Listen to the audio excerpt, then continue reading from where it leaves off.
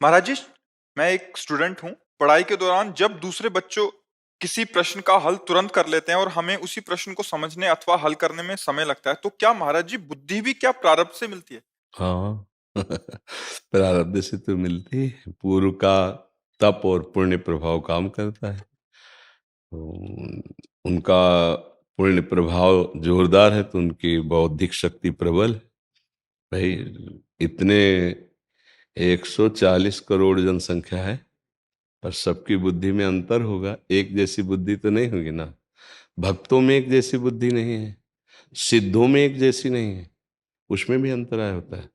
तो इसलिए तप, भजन, पाप, अधर्म, इनका प्रभाव होता है। तो तप भजन से पूर्व अभी पाप कर रहा है, लेकिन पूर्व का तप और भजन तो बहुत तीव्र बुद्धि होगी। लेकिन वो तीव्र बुद्धि यदि इस जीवन में भगवान की प्राप्ति न कर पाए तो किस काम की। बौद्धिक शक्ति पुष्ट करने के लिए हम केवल प्रारब्ध ही के अधीन न रहें। अगर इस जन्म में हम ब्रह्मचर्य का अधिक से अधिक संग्रह करें, पवित्र आहार करें और भगवान का नाम जप करें, तो भगवत कृपा से बहुत प्रवीण बुद्धि हो सकती है। कालिदास जी के चरित्र में आता है कि वो एकदम, लेकिन जगदम्बा की कृपा हो गई तो या देवी सर्वभूतेषु बुद्धि रूपेण संस्थिता नमस्तस्यै नमस्तस्यै नमस्तस्यै नमो नमः। अम्बा प्रसन्न हो गई तो कालिदास कवि हो गए। ऐसे बड़े बड़े महापुरुषों के भी विषय में आता है। भगवान के लिए एक श्लोक आता है कि मूकम करोति वाचालम पंगुम लंघयते गिरिम यत् कृपा तमहम वंदे परमानंद माधवम। जो सरस्वती को भी बुद्धि प्रदान करते हैं वो श्री भगवान है।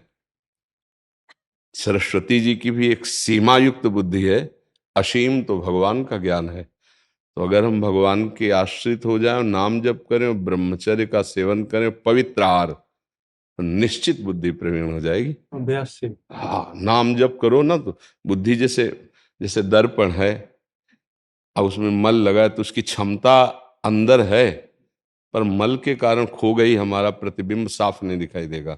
और जे भी मल हटा तो साफ दिखाई देगा ना, तुरंत। तो ऐसे ही निर्मल बुद्धि तुरंत ज्ञान प्रकाशित करती है, और जैसे जैसे मलिन होती जाती है वैसे मूढ़ता जागृत होती है। अब बुद्धि के मानने के लिए कोई निर्मा सर्फ आदि की रचना तो हुई नहीं, उसकी नाम जप है, शास्त्र स्वाध्याय है, भगवान की आराधना है, उसी से बुद्धि प्रबल। बुद्धिमताम वरिष्ठम, बुद्धिमानों में श्रेष्ठ कौन से? हनुमान जी। क्यों? हर समय सिया राम सिया राम सिया राम, है नहीं? तो बल और बुद्धि दोनों भगवान से प्राप्त होती है। मूक भी वाचाल हो जाए, पंगु भी पहाड़ को लांघ जाए, ऐसी सामर्थ्य भगवान देते हैं। तो मुझे लगता है कि हमें भगवान का आश्रय लेकर नाम जप करते हुए ब्रह्मचर्य का सेवन करें तो जरूर बुद्धि पवित्र हो जाएगी। तो मंत्रों में, नाम में अपार सामर्थ्य है।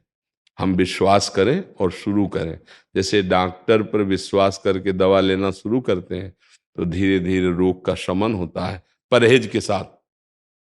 ऐसे यदि हम संत सदगुरुदेव की बात मानकर नाम जप करना शुरू करें तो निश्चित मंगल हो जाएगा, निश्चित।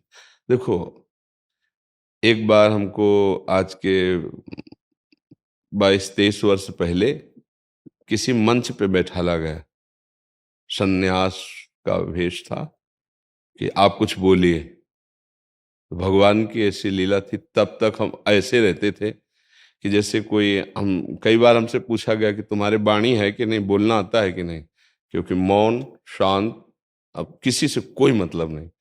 अब हमें बैठाला गया कि आप कुछ बोलिए, तत्काल हृदय में कि अगर कुछ बोले तो फंस जाओगे, क्योंकि अगली बार फिर बैठा लेंगे। 2-4 बार नाम कीर्तन करवाया, हम कहा हम अपनी वाणी को विराम करते हैं, तो हंस दिए सब मंच में, क्योंकि एक भी शब्द नहीं बोला। हमको अपना आंतरिक प्रकाश बढ़ाना, और जब देखो उनको बुलवाना हुआ तो अब इतना बुलवा रहे हैं कि देखो, 4 बजे से सत्संग 4:15 से शुरू होता है, अभी तक होकर कभी लगे अब 8:30 8:45 इसमें बज जाएंगे। तो भगवान मूकम करोति वाचालम, वो जब बुलवाना, वो जब ज्ञान देंगे ना, तो सब, ब्रह्मा को भी ज्ञान भगवान ने ही दिया है, ज्ञान समुद्र भगवान है। हमें लगता है आश्रित हो जाओ, नाम जप करो और किसी से द्वेष ना करो। कोई कितना भी बुद्धिमान हो, वो एक प्रकृति के ही क्षेत्र में बुद्धिमान, तो तुम परमात्मा से जुड़कर उससे ज्यादा बुद्धिमान हो सकते हो, नहीं हो सकते? जी।